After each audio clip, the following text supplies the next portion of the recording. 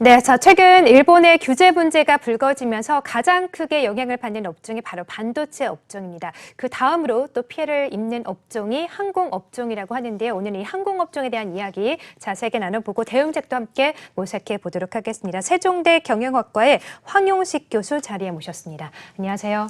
안녕하십니까. 네, 반갑습니다. 교수님 바쁘신 와중에 또 이렇게 시간 내주셔서 대단히 고맙습니다.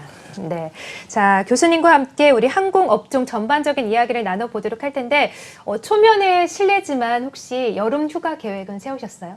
네. 예, 뭐 네. 저 한 7, 8월 예상 생각하고 있었는데 네. 좀 근처 중국이나 일본 네. 생각했습니다. 근데 지금 네. 분위기상으로는 일본이 그쵸. 좀 예. 네, 맞습니다. 아니 제가 왜 이런 질문을 드렸냐면 최근에 일본의 규제 문제가 좀 불거지면서 일본으로 가는 여행객 수가 현저하게 감소하고 있다고 합니다. 저는 반도체 업종은 뭐 이미 눈에 보이게 좀 타격을 받고 있으니까 그러려니 했는데 여행 업종까지 이렇게 타격을 많이 받을 줄은 몰랐거든요. 근데 일본의 여행객 수가 얼마나 좀 줄고 있고 일본 항공 업종이나 이런 여행 업종들에 얼마나 좀 영향을 주고 있다고 보십니까?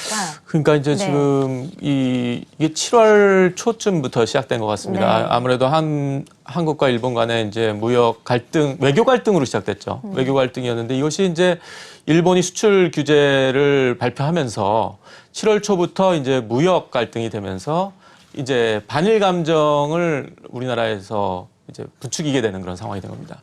그런데 이제 그동안은 뭐 우리가 역사 인식이라든지 그다음에 여러 가지 문제로 일본과 갈등을 빚어왔는데 네. 일본 측에서 이렇게 강하게 나오다 보니까 이제 우리나라 국민들 소비자들이 이제 움직이게 된 거죠. 그래서 가장 아무래도 700만 정도의 한국 여행객이 네. 작년 한 해 갔었고 그것이 전체로 봐서는 중국 다음이라고 합니다. 근데 그쵸. 그 인구는 이제 중국 같은 경우는 13억이고 우리는 네. 이제 5천만인데 2위라는 의미가 없는 거죠. 진정한 이제 인구당으로 보면은 1위가 되는 게 우리나라고요. 근데 이제 우리나라 소비자들이 결정적인 타격을 줄 수 있는 여행 쪽을 이제 안 간다는 걸로 해서 이제 SNS라든지 그다음에 언론을 통해서 일본 제품 불매, 그다음에 일본 안 가기 운동을 하고 있습니다. 근데 네. 이제 이 불똥이 어디로 튀기느냐? 네. 일본에 물론 여행 업종에 튀길 수도 있겠지만은 그 우리 관광객들을 실어나르는 우리나라 항공사들에게 맞습니다. 불똥이 튀깁니다. 네. 그것이 이제 문제가 되는 거죠. 네, 그렇군요. 오늘 아침에 좀 라디오를 들어보니까 그 일본에 관련 여행 사이트 그 회원 수가 한 134만 명 정도 예. 있는 여행 사이트가 있는데 이 여행 사이트에서도 일본 여행을 좀 안 하겠다라고 보이콧 지지 운동을 좀 펼쳤다고 합니다. 네. 그러므로 인해서 좀 일본의 여행객 수가 감소하고 일본 관련돼서 항공업계 전반적으로 영향을 좀 받고 있는데 사실 최근에 이런 항공업종도 주가도 좀 많이 하락을 면치 못하고 있죠. 예. 네. 그 1분기 같은 경우 이제 아무래도 이번 일본 수출 규제 문제가 반영은 안 됐다고 보십니다. 왜냐하면 네. 이게 7월부터 본격화됐기 때문에 그러나 이제 좀 반영된 부분이 있다면은 부분적으로 미국, 중국 네. 무역 갈등이죠. 그것이 왜 우리에게 반영이 되느냐? 대한항공의 30% 매출이 바로 화물 운송에서 나옵니다. 그렇죠. 네, 그래서 아무래도 중국과 미국 간의 어떤 운송하는 부분, 한진 해운도 워낙 뭐 예전부터 해왔지만 네. 대한항공 항공운송 같은 것이 타격을 받게 되니까 거기서 이제 아무래도 매출과 또 영업이익 전반적으로 빠지게 되고 네. 그 다음에 이제 원화 달러 대비 원화 상승률이 또 작용을 했고 그 다음에 2분기가 원래 또 이제 비수기예요. 그렇죠. 3분기가 성수기죠. 그렇죠. 네. 그래서 이제 이런 상반기는 아무래도 그런 측면들이 반영돼서 주가가 많이 빠지게 되고 그 실적도 안 좋고 그렇게 네. 됐는데 이제 3분기가 어떻게 보면 가장 또 캐시카우 역할을 해야 되는 맞습니다. 상황인데 네. 일본 악재가 터진 겁니다. 예, 이런 맞습니다. 지금 형국입니다. 네, 항공업종 갈수록 좀 악화일로를 걷고 있는데 사실 이 작년을 보자면 작년 이맘때였죠. 일본에서 이제 홋카이도 오사카 부분에서 자연재해가 좀 일어나면서 그때도 일본으로 여행하는 그 수가 많이 감소했었는데 올해도 똑같이 7, 8, 9월에 또 이렇게 여행 수가 감소하면서 항공업종들이 좀 덩달아 피해를 많이 보고 있는 것 같아요. 그래서 이 저가 항공사들은 다른 좀 활로를 개척하려고 많이 노력을 하는데 그 중에 하나가 이제 중국 노선 확대 아니겠습니까? 네. 최근에 이 LCC 저가 항공사들이 5월에 이제 운수권을 새로 배분을 받았잖아요. 그래서 네. 중국 쪽으로 노선을 확대하려고 노력을 하고 있는데 이 부분이 저가 항공사들의 어떻게 좀 활력소가 될 수 있을까요? 네, 네. 아무래도 이제 노선 다변화에 부합하는 네. 그런 전략일 것이고, 어떻게 보면 일본 문제 터지기 전에 아무래도 항공사들이 발빠르게 뭔가 포트폴리오를 다변화하려는 노력을 했습니다. 네. 그래서 이제 근데 그게 마음대로 되는 게 아닌 게 국토부와 협의하에 운수권 배분을 받아야 되는 입장이기 때문에 네. 다행스럽게도 이제 중국 운수권 배분이 이제 LCC 쪽으로 많이 갔어요. 그동안은 네. 대한항공하고 아시아나 중심으로 되어 왔다면은 네. 국토부가 좀 유연하게 생각을 해서 그런지 그렇군요. 뭐 예를 들자면은 뭐 티웨이라든지 이스타항공 그다음에 제주항공이 다 그 알짜 노선이죠. 네. 서울 북경, 서울 상해, 상해. 그 노선을 네. 다 운수권을 배분을 받아서 이런 일본 악재도 불구하고 이제 이런 다변화 노선 때문에 좀 그나마 숨통이 좀 트이는 네. 그런 게 아닌가 싶습니다. 네, 그나마 좀 숨통이 트일 수 있다라고 네. 보고 계시는군요. 근데 또 숨통을 틔우기 위해서 여러 가지 전략을 좀 짜다 보니까 이 소비자 입장에서는 좀 와닿는 게 항공료를 또 기습적으로 인상을 했더라고요. 우리가 여름 휴가철에 많이 가는 제주나 뭐 부산이나 이런 데 노선에 항공료를 기습적으로 인상을 했는데 이 부분은 좀 어떻게 보십니까? 소비자 입장에서는 좀 많이 안타깝거든요. 그래서 네. 이 기습적이라는 것이 네. 왜 우리 아나운서분께서 말씀하시는 네. 게 너무 적절한 게 일본 악재가 터지면서 네. 인상이 터진 다음에 올린 겁니까? 그런 걸로 네. 저는 알고 있는데 그래요? 뭐 아무래도 한 7,000원에서 네. 9,000원 또 많게는 10,000원 선인데 이것이 주로 이제 국내선 아까 말씀하신 대로 제주 서울 제주 노선으로 집중되어 있습니다. 그러다 보니까 이제 국내 수요 가장 이제 밀접할 수 있는 우리나라 소비자들이 불만을 얘기할 수밖에 없고 네. 어떻게 보면은 해외 영업에서 손실을 이제 국내 영업으로 이제 보전하기 위한 꾸준한 수요가 있거든요. 네. 제주 노선은 그러다 보니까 어떻게 보면 고육지책이다라고 말할 수 있겠죠. 네, 그렇군요. 항공사 입장에서는. 네, 그렇군요. 그러면 앞으로 좀 어떤 지금 말씀해 주신 것처럼 일본의 규제 문제도 있고 항공료를 기습 인상하면서 수익성을 강화하기에 많이 노력을 하고 있긴 하지만 지금 일본의 규제 문제가 좀 단기간에 끝날 것 같지는 않고 앞으로 좀 장기적으로 이어진다면 항공업계 전반적으로 계속해서 영향을 줄게 될 텐데 앞으로 항공업종 좀 전반적으로 어떻게 보시고 어떤 대응책들이 필요한지 좀 부탁드릴게요. 네, 그래서 이제 그동안 특히 LCC 같은 경우는 그 대형 항공사들 같은 경우는 대한항공이나 아시아나는 그 일본 비중이 이렇게 높지 않은데 LCC 저비용 항공사들 같은 경우는 일본 비중이 적게는 높죠. 그렇죠. 네. 30%에서 예를 들자면은 한 60, 70% 그 에어 서울 같은 경우는 그렇고요. 그래서 이런 노선 다변화 정책을 펴야 되는데 이것이 그렇습니다. 우리 사드 때는 네. 또 중국 노선 때문에 맞아요. 또 피해를 봤거든요. 그러니까요. 그러면은 또 중국이다 보니까 많은 LCC들이 또 일본으로 옮겨갔어요. 근데 네. 일본이 문제가 터지니까 이제는 또 중국으로 간다. 그럼 이제 어디로 가야 됩니까? 그래서 이제는 뭐 제3국으로 가야 되는지 네, 그런데 동남아시아 국가로 가야 그래서 될까요? 이거를 우리가 네. 그 재무 투자할 때도 네. 포트폴리오 전략을 쓰듯이 네. 이거를 너무 사업 모델 비즈니스 모델을 한 군데로 집중하고 편승해서 따라가는 것이 아니라 네. 어느 정도 좀 다변화해서 그리고 이제 각 그 항공사들마다 어떤 특성 보면은 너무 이게 노선이 다 겹치는 게 많아요. 그러다 보니까 그런 좀 다변화 정책을 다각화 정책, 네. 다변화 정책을 한번 꾸려나가야 되지 않을까 그런 생각이 듭니다. 네, 그렇습니다. 지금 일본의 규제로 이 우리나라 반도체 소재들의 수출 다변화를 꾀해야 된다 이런 얘기도 나오고 있는데 항공사들조차도 좀 노선을 좀 다변화해야 된다라는 전략이 필요한 시점인 것 같네요. 네. 네, 그렇습니다. 자, 최근 일본의 규제로 인해서 가장 피해를 많이 받는 업종 중에 하나죠. 항공업종 이야기를 해봤는데 일단 교수님께서는 일단 노선을 좀 다변화하는 전략이 가장 좀 시급한 것 같다라고 말씀을 해주셨습니다. 네. 앞으로 좀 우리 항공업체들 지금 주가가 좀 지지부진한 상태인데 다시 살아날 수 있을지 좀 지켜보도록 하겠고요. 다른 이슈도 좀 얘기를 나눠볼게요. 자, 항공업종 하면 또 가장 최대 핫한 이슈 중에 하나가 바로 아시아나 아니겠습니까? 이제 이달 말에 공개 매각을 좀 진행을 할 예정인데 현재 아시아나 관련돼서는 좀 어떤 분석들이 나오고 있습니까? 그러니까 지금 네. 이제 그 업계에서 가장 관심 있는 게 누가 인수할 것이냐죠. 맞아요. 그렇죠. 네, 혹시 예상하시는 있으세요?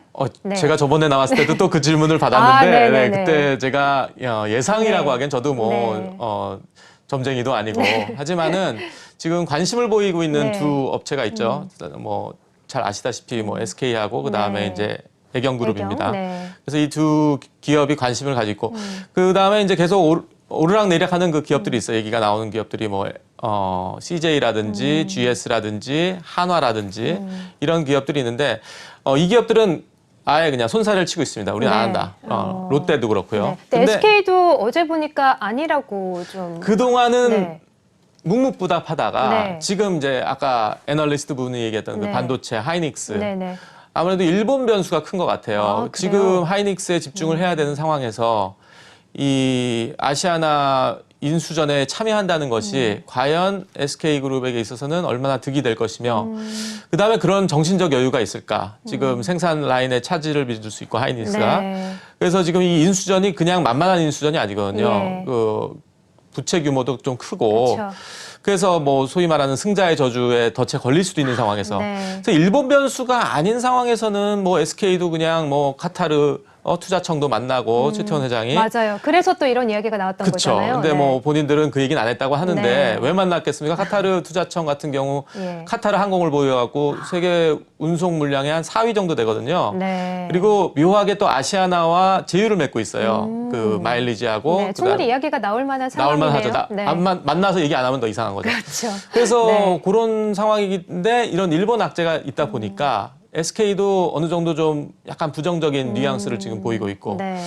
그다음에 이제 애경그룹은 이미 뭐 실사단을 꾸렸다는 얘기가 있습니다. 그래요? 그리고 그 인수 주관사를 아마 삼성증권으로 내정했다는 얘기도 있고 네. 확인된 건 아니지만은 그래서 애경그룹이 그래도 가장 관심을 갖고 있어서 혹자는 뭐 이 나홀로 인수전에 참여하는 거 아니냐라는 예. 얘기가 나올 정도로 지금 그렇게 아시아나 인수전이 좀 이렇게 핫하진 않습니다. 냉랭합니다. 그렇군요. 네. 그래서 지금 이 두 기업이 우리가 주목해야 될 기업이 아닐까 그런 생각이 듭니다. 네, 일단 아시아나 매각 관련해서는 SK 혹은 애경산업이 좀 유력시가 되고 있는데 사실 애경그룹 같은 경우는 지금 제주항공을 또 보유하고 있잖아요. 그래서 만약에 아시아나를 좀 매각 받을 시에는 그나마 좀 시너지 효과를 낼 수 있을 텐데 이와 관련해서 좀 여러 가지 분석들이 나오는 게 일단 아시아나 측이나 채권단 입장에서는 좀 통매각을 원하지만 다른 이렇게 인수를 받을 회사에서는 통매각은 좀 부담스러워서 분리매각 차원에서 좀 생각을 한다고 네. 이런 얘기들이 있던데 만약에 애경그룹이 인수를 하게 된다면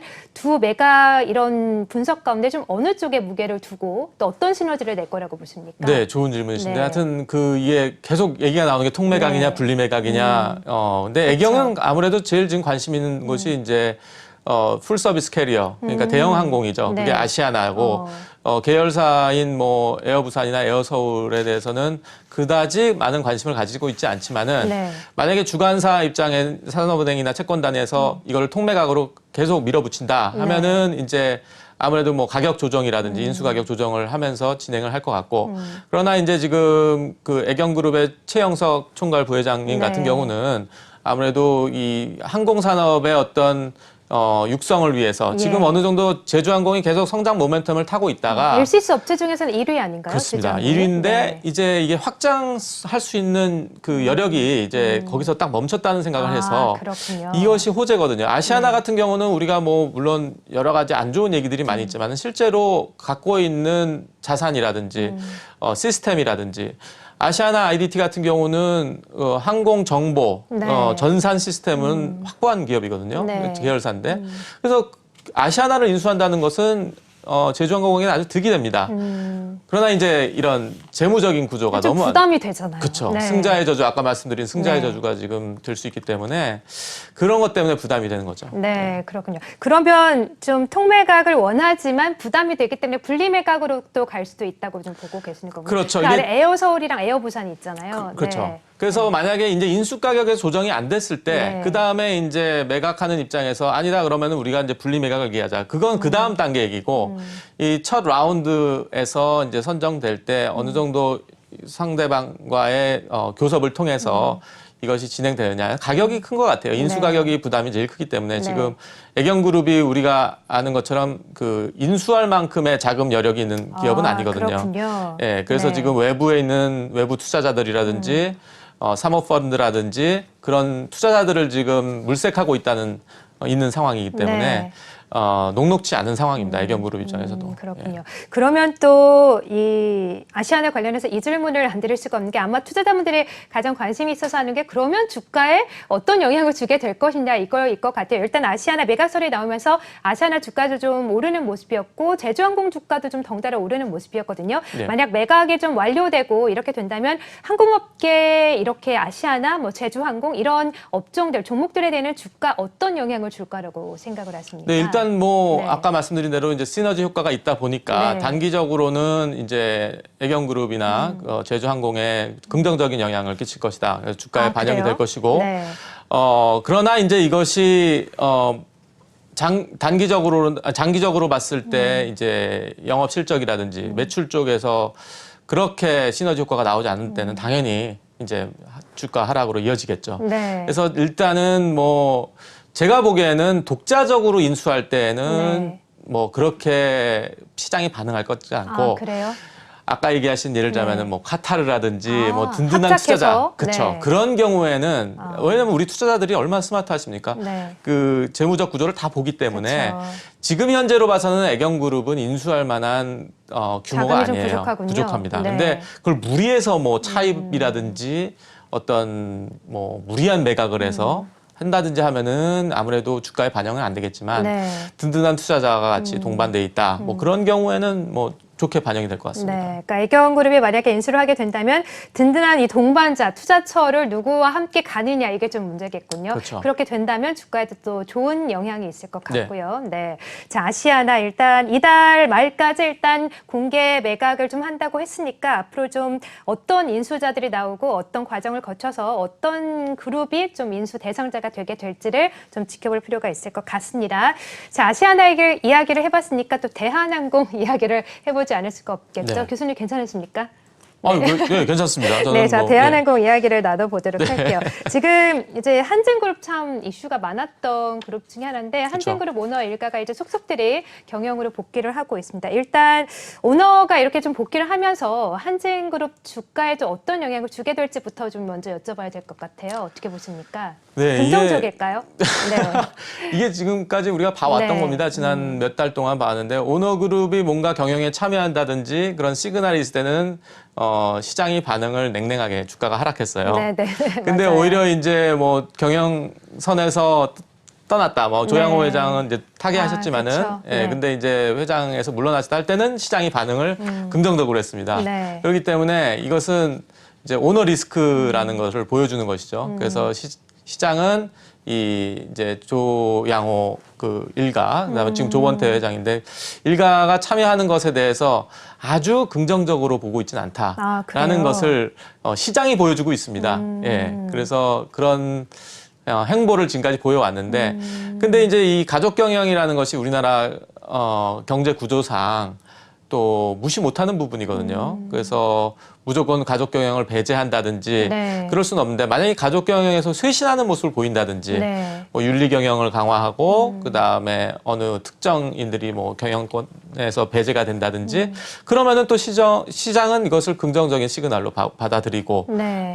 인정할 수 있는데 아직은 좀 그런 준비가 되지 않은 것 같아요. 시장의 반응은. 그렇군요. 좀 너무 빨리 복귀를 해서 그런 것도 있지 않을까요? 그렇죠. 네. 이게 조현민 전무가 이제 네. 한진칼에 지금 그쵸? 복귀했죠. 6월 달에. 네네네. 그래서 시장이 그때 한진칼 이제 전무로 복귀를 했죠. 그렇죠. 네. 그래서 아주 놀란 반응을 보였습니다. 그쵸. 그래서 주가도 하락하고 네. 한진칼 같은 경우 너무 이른 복귀가 아니냐. 근데 그 총수 일가 입장, 가족 경영 측면에서 본다면은 지금 KCGI라는 이제 강성부 펀드가 네네. 계속 지분을 늘리고 있고 그렇죠. 다급한 거죠. 조급한 거예요. 그러다 보니까 이제 무리수를 두고서라도 네. 이제 복귀한 게 아닌가. 그다음에 이명희 고문은 이제 정석 기업의 고문으로 네, 지금 그쵸. 돌아왔고. 그래서 그다음에 이제 조연아 부사장 같은 경우도 이제 돌아온다고 뭐 근데 소송이 너무 많이 걸렸어요 지금 현재. 그래서 지금 다들 몸을 풀면서 돌아올 지금 분위기인 것 같습니다. 네, 그렇군요. 일단 경영 복귀를 속속들이 시도를 하고 있는데 좀 너무 빨리 한 것도 있고 아직 시장이 이제 마음이 아직 추스러지지 않았기 때문에 시장의 반응은 그다지 좀 좋지 않은 것 같다. 아직은 좀 냉랭하다라고 네. 보고 계시네요. 그러면 이 조원태 회장에 대한 이 시장의 분위기 평가는 어떻습니까? 그래서 이제 뭐 네. 조원태 리더십을 지금 평가하기에는 네. 경영을 하게 된 게 한 몇 개월밖에 안 됐기 때문에 좀 무리가 있죠. 네. 근데 생각보다 이 경영 수업을 받은 지는 한 15년 정도 됐어요. 그래서 조양호 선대 회장 같은 경우는 한 18년 정도 경영 수업을 받았거든요. 조중훈 선대 회장 밑에서. 네. 그래서 아주 경영 수업을 안 받은 뭐 루키는 절대 아닙니다. 이분도 나름 노련하고. 그래서 이번에 이 IATA 국제항공운송협회 행사를 또 네. 성공리에 마쳤고, 그리고 이제 복귀와 동시에 또 델타항공, 지금 현재 JV, 조인트 벤처를 하고 있는 델타항공이 지분을 또 사들였어요. 네. 그래서 이제 백기사 역할을 하지 않을까라는 맞습니다. 그런 것도 보이고. 네. 그리고 이제 소통 경영을 강조한다고 합니다. 그래서 이번에 뭐 예전에 좀 딱딱했던 총수 가족과의 관계가 좀 더 유연해지고 부드러워진 리더십. 그래서 아무래도 이 학습 효과가 있지 않을까 싶어요. 네. 선대 회장분들은 물론 훌륭하신 분들이지만은 너무나도 이제 카리스마 경영을 하시다 보니까 네. 조원태 리더십은 아무래도 좀 부드러운 리더십. 하지만은 경영권을 방어하는 데 있어서는 공격적 경영을 하는 좀 네. 두 가지의 어떤 무기를 갖고 접근하지 않을까 그런 생각이 듭니다. 네, 일단 경영에 복귀하고 또 회장 자리에 앉은 지 얼마 되지 않았기 때문에 앞으로 좀 어떤 행보를 펼쳐 나가는지 조원태 회장의 좀 행보는 지켜볼 필요가 있을 것 같습니다. 네. 자, 조원태 회장 이야기를 나눠봤으니까 조현민 전 진에어 부사장 얘기를 또 안 해볼 수가 없는데 아까 말씀을 해주셨듯이 한진칼 이제 전무로 복귀를 했습니다. 네. 근데 사실 한진칼이 진에어의 지분을 60% 정도 갖고 있어서 진에어 부사장 자리에서 내려왔지만 사실상 좀 진에어를 다시 좀 지배하려는 것 아니냐 하는 분석도 함께 나오던데 조현민 회장의 복귀에 대해서는 좀 어떻게 보십니까? 그래서 일단은 진에어 노조 측에서는 네. 아주 아주 반감을 갖고 있고 이것은 말씀하신 대로 다시 또 경영권을 가지려고 하는 행보가 아니냐. 근데 네. 이제 제가 보기에는 타이밍이 너무 안 좋았던 것 같아요. 왜냐면은 지금 운수권 배분에서 진에어가 확보를 못 하고 있거든요. 네, 1년 그렇죠. 동안. 정부의 제재를 지금 그렇죠. 한 1년 정도 받고 있죠. 그렇습니다. 1년 됐죠. 네. 그래서 그것이 다른 LCC들은 이제 운수권 배분을 통해서 아까 말씀드린 노선 다변화를 지금 꾀하고 있는데 지금 진에어만 지금 정체돼 있습니다. 네. 근데 어떻게 보면은 국토부와 지금쯤 협의를 해서 노선을 또 신규 노선을 개설을 하고 또 그런 얘기들이 나와야 되는 시점에서 네. 섣불리 들어왔다는 것이죠. 아. 그래서 저는 이 국토부와 어떤 노선 운항권이라든지 이런 것들을 좀 배분을 받고 나서 굳이 들어온다면 그렇게 해도 될 것인데 왜 이 네. 시점일까라는 좀 의문을 갖게 됩니다. 네, 그래서 말씀해 주신 것처럼 진에어 주가도 좀 지지부진한 모습을 나타내고 있잖아요. 그렇죠. 조현민 전 부사장의 이제 복귀 이후로. 근데 이제 진에어가 말씀해 주신 것처럼 이제 정부의 좀 제재를 받다 보니까 계속해서 신규 노선도 확보를 하지 못하고 지금 신규로 좀 이익을 창출할 만한 모멘텀 자체가 없거든요. 그러면 그렇죠. 앞으로 진에어가 좀 살아나기 위해서는 어떤 모멘텀이 좀 필요할까요? 일단은 그 우리나라 항공운송업계에 네. 가장 키를 쥐고 있는 건 국토부입니다. 이제 예전에는 국토부가 뭐 갑질을 했다 뭐 그런데 이제는 좀 시대가 바뀌어서 항공운수권이라든지 노선 배정이라든지 그런 쪽에서는 여전히 헤게모니를 쥐고 있기 때문에 네. 제가 보기에는 지금 아시아나 같은 경우는 재무적 어려움이 있지만은 이번에 네. 울란바토르 노선이 개설되면서 그렇죠. 너무 좋은 실적을 보이거든요. 거의 탑승률이 100%예요. 그래요? 황금 그쪽 노선이고. 부분이요? 예, 네. 근데 그게 원래는 이제 네. 대한항공 거였죠. 아, 그거를 그렇군요. 아시아나가 했듯이 그런 좀 황금 노선을 배분받는 것이 중요한데 네. 그래서 지금 조현민 복귀가 일단 기정사실화됐기 때문에 그 지금 현재 왜 조현민이 전무가 진에어에게 도움이 되고 어떤 역할을 할지 그다음에 그동안 1년 동안 쇄신하는 모습을 보였습니다. 경영문화 개선이라든지 그다음에 사회이사 도입을 통해서 네. 많은 비중을 높였기 때문에 뭔가 지금까지의 진에어가 예전의 진에어가 아니라는 걸 계속 보여주고 그다음에 신규 노선 확보를 계속하면서 네. 국토부와 조율을 좀 맞추는 것이 일단 급선무가 아닌가 싶습니다. 네, 진에어도 또 국토부와 조율을 좀 계속해서 해 나가면서 앞으로 해결해야 될 과제들이 더 많아 보입니다. 네. 자, 오늘 이렇게 교수님과 함께 항공업계 전반적으로 이야기를 나눠보고 있습니다. 여러분들이 가장 관심 있어하는 아시아나 매각설과 함께 대한항공의 오너 복귀 그리고 현재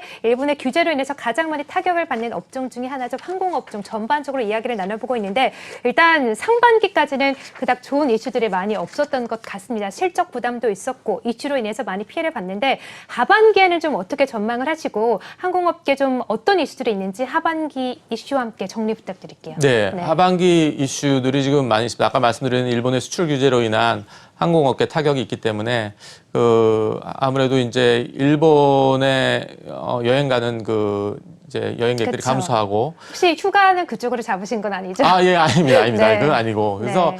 일단은 그런 것을 통해서 노선 다변화를 해야 되는데, 네 단순간에 이게 바뀌어지는 게 아니거든요. 그래서 한 1, 2년 동안은 이것이 이제 감내해야 되는 그런 부분이 돼버렸고, 그렇죠. 네. 그래서 이 수출 규제로 맞물린 항공업계의 어떤 그런 실적 부진이 예상이 되고요. 네. 이것이 이제 해결되면은 또 이제 다시, 우리나라 또 국민들의 또 어느 정도 뭐 일본에 대해서 물론 반일 감정 가졌지만은 또 네. 여행을 좋아하지 않습니까? 그렇죠. 그래서 일본이 가장 어떤 근처고 그러다 보니까 다시 또 재개가 되면은 또 항공업계의 활력소가 될 텐데 지금 이 분위기로 봐서는 지금 뭐 치킨 게임으로 계속 가고 있는 그런 네. 분위기입니다. 그게 첫 번째 이제 이슈가 될 것 같고 두 번째가 아시아나 매각이겠죠. 아까 말씀드렸던 아시아나 매각이 올해 안에는 이제 종결이 돼야 되기 때문에 이제 협상 대상 인수 업체를 지금 선정을 해서 네. 인수를 조기에 마무리를 해야 되는데 아까 말씀드렸던 일본 문제하고 겹치기 때문에 주력사로 예상되는 그 SK가 별로 반응을 안 보인다면은 과연 이 인수전에 유일한 지금 애경그룹이 과연 진출을 해서 인수에 참여할 때 어떤 역할을 할지 네. 그래서 그러다 유야무야 이제 거의 해결이 안 되는 상황에서 그냥 끝나버리면은 네. 아시아나 인수는 또 어디로 갈 것인가. 그러게요. 그것이 지금 아주 가장 이번 하반기의 큰 이슈고요. 네. 그다음에 세 번째로 볼 수 있는 것이 이제 신규 항공사들이 지금 운항 면허를 받았습니다. 네. 그 LCC 세 개 업계인데 뭐 프레미아 항공하고 그다음에 에어로케이, 그다음에 플라이 강원 이 세 개 네. 업체가 있는데요. 이 세 개 업체가 지금 운항 증명이라고 하는 AOC라는 것을 받아야 됩니다. 네. 면허를 3월에 받았기 때문에 1년 안에 AOC를 받아야 되는데 이 국토부에서 보는 것이 전반적인 어떤 면허를 떠난 어떤 운항 역량이 있느냐, 능력이 있느냐를 보는 거거든요. 근데 이 세 개 업체들이 지금 준비하는 과정에서 또 나름대로의 또 고충들이 있어요. 그렇군요. 그래서 에어프레미아 네. 같은 경영권 문제가 있었고 에어로케이는 항공기를 지금 제대로 찾지 못하고 있습니다. 네. 예, 제작에 참 차질이 있고.